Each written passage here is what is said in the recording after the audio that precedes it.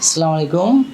আমি ডাক্তার আখলাক হোসেন খান, অধ্যাপক নিউরোসার্জারি বিভাগ, সাবেক চেয়ারম্যান, বাংলাদেশ মেডিকেল ইউনিভার্সিটি। বর্তমানে অধ্যাপক হিসেবে বাংলাদেশ মেডিকেল ইউনিভার্সিটিতে কর্মরত আছি এবং সিনিয়র কনসালটেন্ট হিসাবে বিআরবি হাসপাতালে বৈকালিক প্র্যাকটিস করি।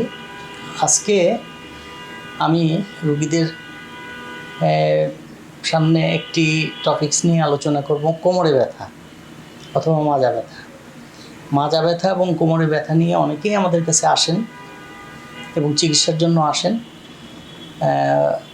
এই মাজা বা কোমরে ব্যথা কী কারণে হয় সেটা নিয়ে ডিটেলস আলোচনা আপনাদের সঙ্গে করব। দেখেন, মাজায় আমাদের 5টি হাড় আছে।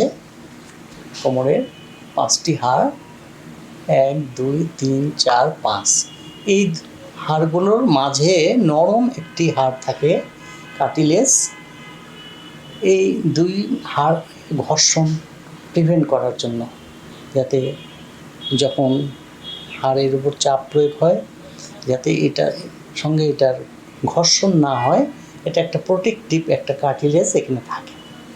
এই কার্টিলেজের ভিতরে নরম জেলির মতন একটা অংশ থাকে। অধিক চাপে যদি কোনো কারণে জেলি ফেটে এই বেরোয় নার্ভের উপর প্রেশার ক্রিয়েট করে, সেই নার্ভ পায়ে যায়। নার্ভের উপর প্রেশার ক্রিয়েট করলে ব্যথার সৃষ্টি হয়। পা ঝিনঝিন করে, শিরশির করে, পা দুর্বল হয়ে যায় এবং অনেক সময় রোগীদের প্রস্রাব এবং পায়খানার সমস্যা দেখা দেয়।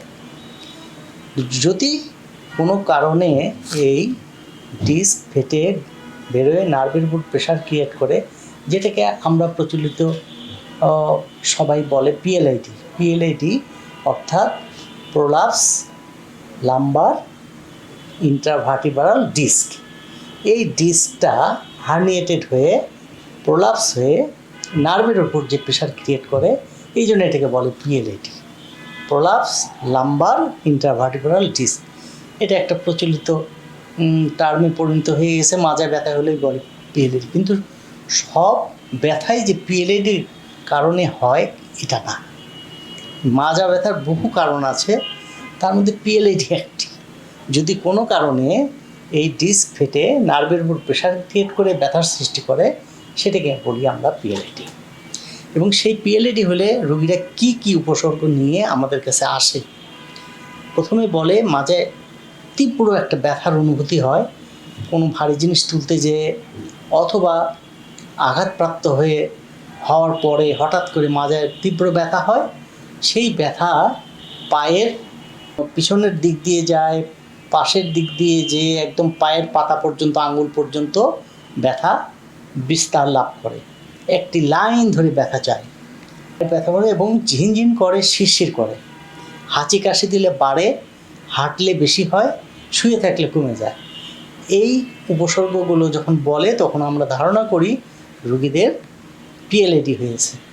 তো সেই ক্ষেত্রে আমরা বিভিন্ন পরীক্ষা নিরীক্ষা করি, ফিজিক্যাল পরীক্ষা করি, দেখি যে রগের উপর চাপ আছে কিনা, নার্ভের উপর চাপ আছে কিনা, সেগুলো আমরা দেখে কিছু ইনভেস্টিগেশন করি, ওষুধপত্র দেই, বিশ্রাম দেই, ব্যায়াম দেই।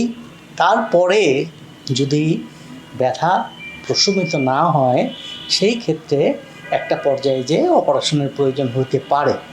কিন্তু সব পিএলআইডি রোগীরই যে অপারেশন লাগে এমনটি নয়।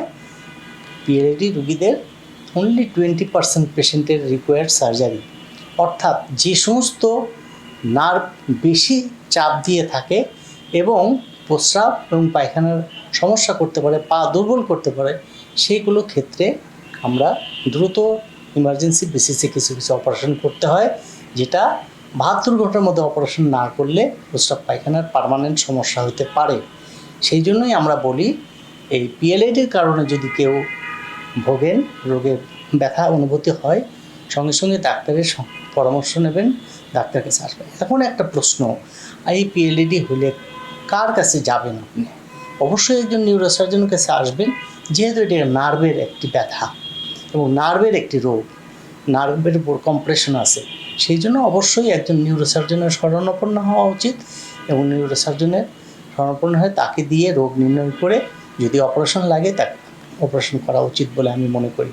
এতক্ষণ আমি কোমরের ব্যথা নিয়ে যে আলোচনা করলাম, এ থেকে আপনারা নিশ্চয়ই উপলব্ধি করতে পেরেছেন যে কোমরের ব্যথা ধরন যদি এরকম পিএলআইডির হয়ে থাকে, তাহলে আপনারা কোন ডাক্তারের কাছে আসবেন, কিভাবে আসবেন এবং কোন ডাক্তারের শরণাপন্ন হয়ে চিকিৎসা করবেন, সেগুলো আমি আমার আলোচনা থেকে অন্তত আপনারা আশা করি বুঝতে পেরেছেন।